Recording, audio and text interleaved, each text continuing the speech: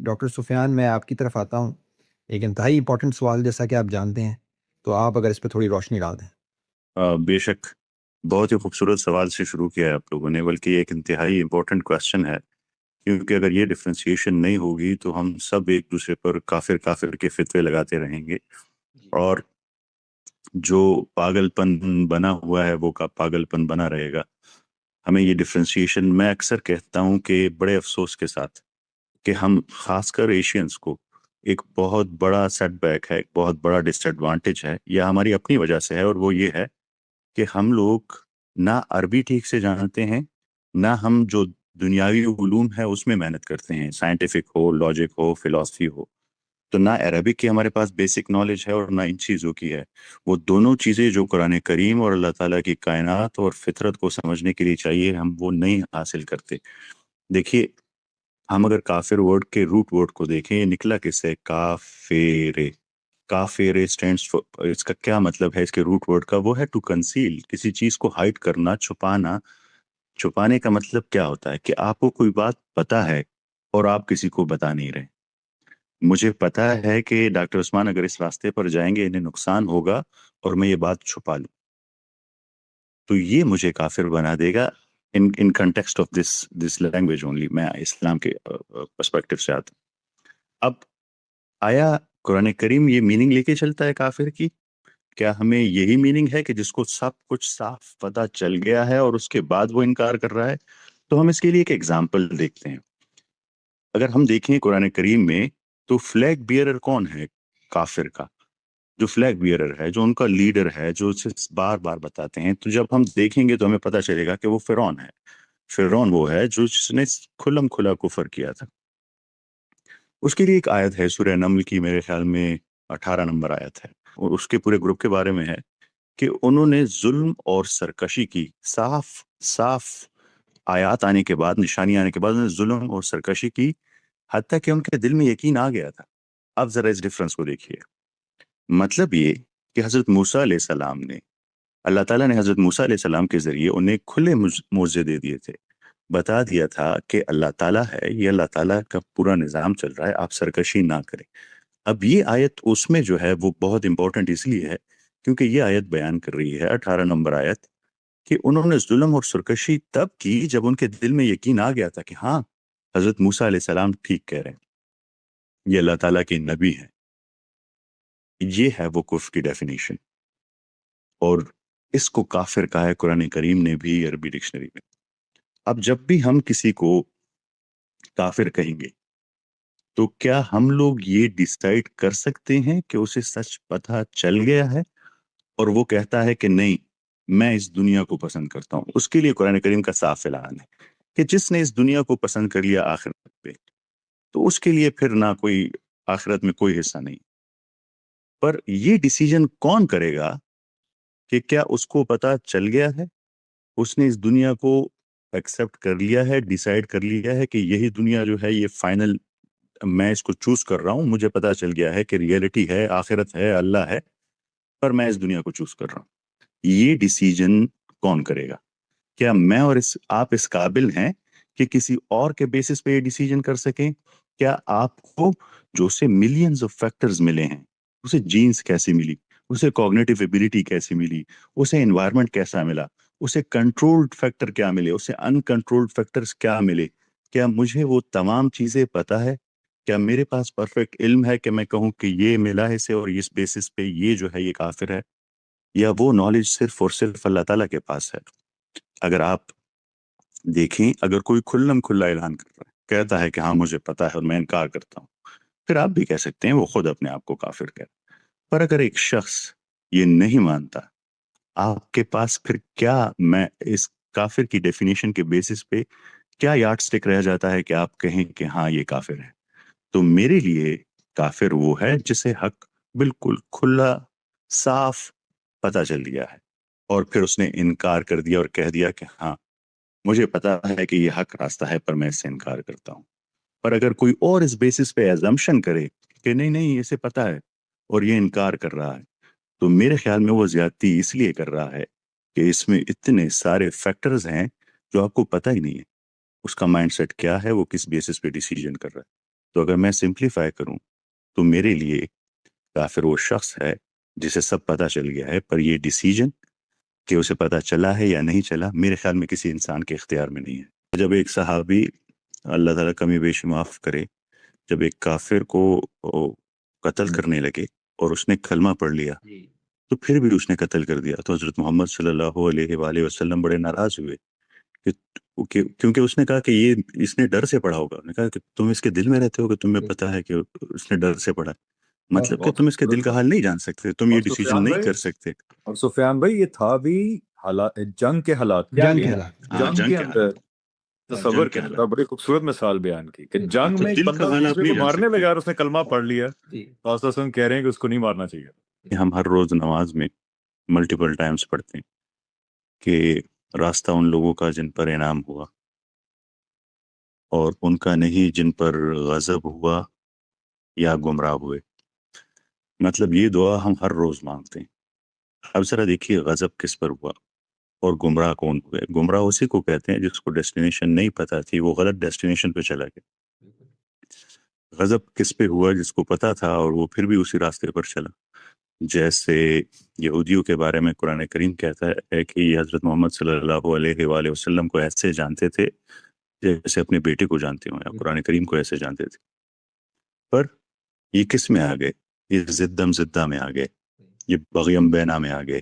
انہیں لگا کہ اچھا مسلسل سارے پیغمبر ہماری اس میں آئے، اور اب جو لاسٹ پیغمبر ہے، جو کراؤن کے اوپر، جو تاج کے اوپر جو سب سے بڑا ہیرا ہے لاسٹ، وہ کہیں اور آ جائے۔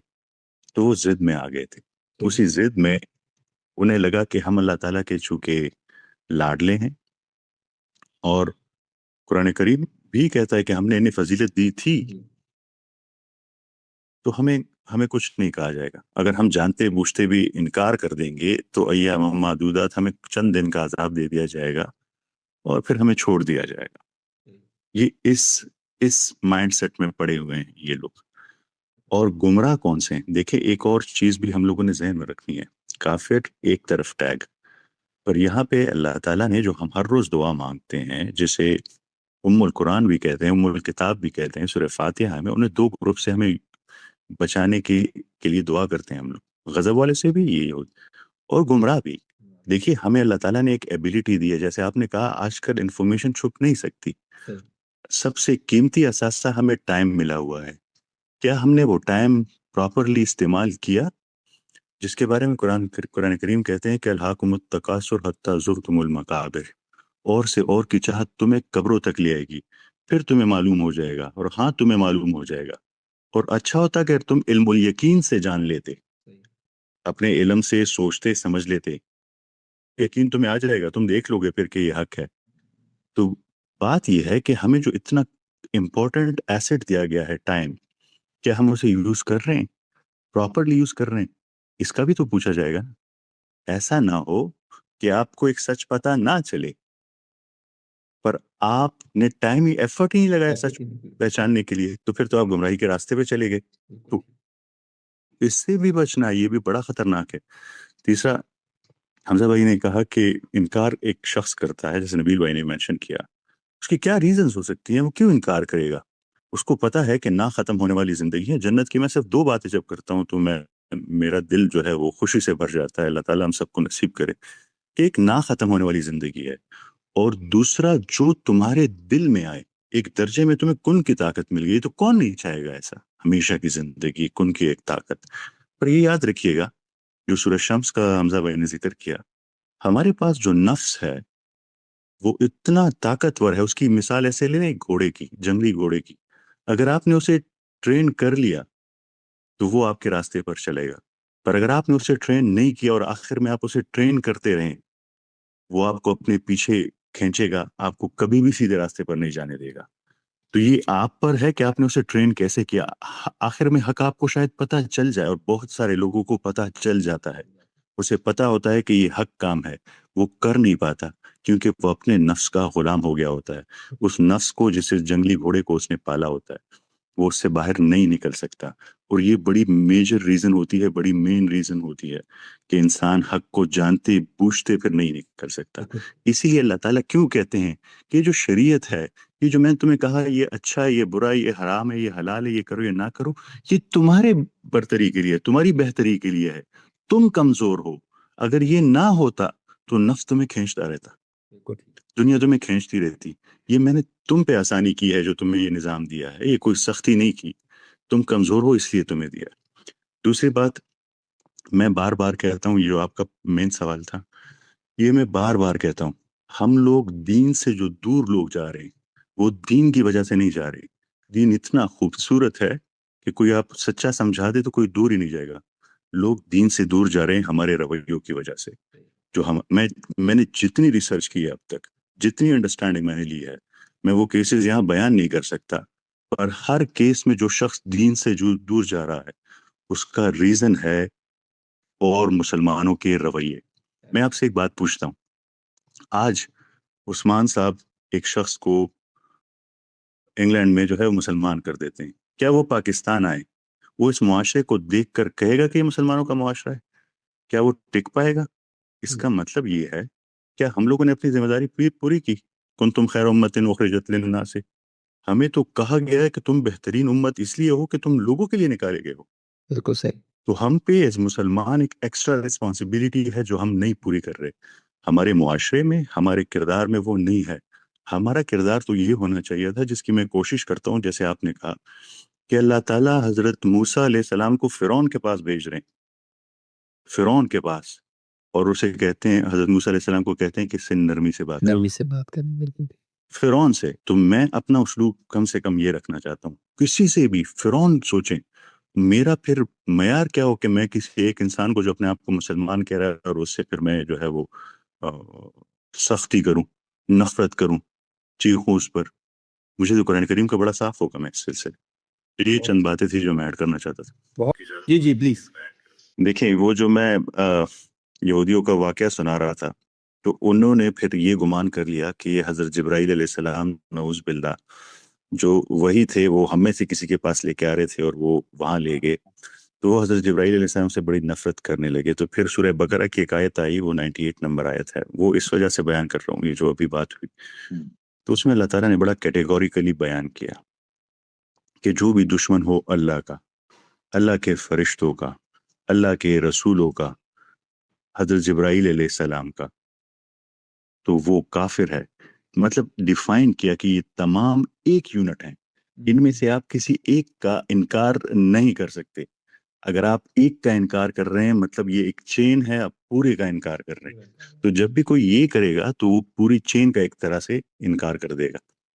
بہت خوبصورت. بہت اگر آپ کہیں کہ جب ایک صحابی, اللہ تعالیٰ کمی بیشی معاف کرے, جب ایک کافر کو قتل کرنے لگے اور اس نے کلمہ پڑھ لیا تو پھر بھی اس نے قتل کر دیا, تو حضرت محمد صلی اللہ علیہ وآلہ وسلم بڑے ناراض ہوئے کیونکہ اس نے کہا کہ یہ اس نے ڈر سے پڑھا ہوگا. نے کہا کہ تم اس کے دل میں رہتے ہو کہ تمہیں پتا ہے کہ اس نے ڈر سے پڑھا, مطلب کہ تم اس کے دل کا حال نہیں جان سکتے, تم یہ ڈیسیجن نہیں کر سکتے. بات سفیان بھائی نے کی تھی کہ یہ اسیسمنٹ کرتے رہنا ہے, ہم نے یہ لرننگ کا ایک جرنی ہے جو کرتے رہنا تاکہ ہم گمراہی سے بچ سکیں. اینی کلوزنگ ریمارکس سفیان بھائی کر ہم ختم کرتے ہیں سوال. بہت ہی شارٹ کلوزنگ ریمارکس, اور وہ یہ ہے کہ اللہ تعالیٰ عادل ہیں, عدل کرنے والے ہیں, انصاف کرنے والے ہیں.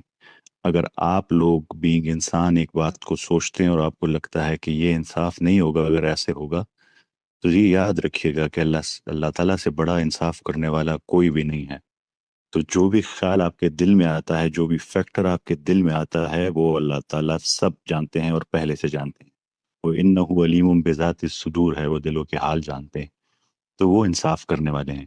تو کسی بھی شخص سے زیادتی نہیں ہوگی. ہم تو اللہ تعالیٰ کے انصاف میں کبھی شک بھی نہیں کرتے کہ یہ سب کچھ ایسے ہی ہوگا.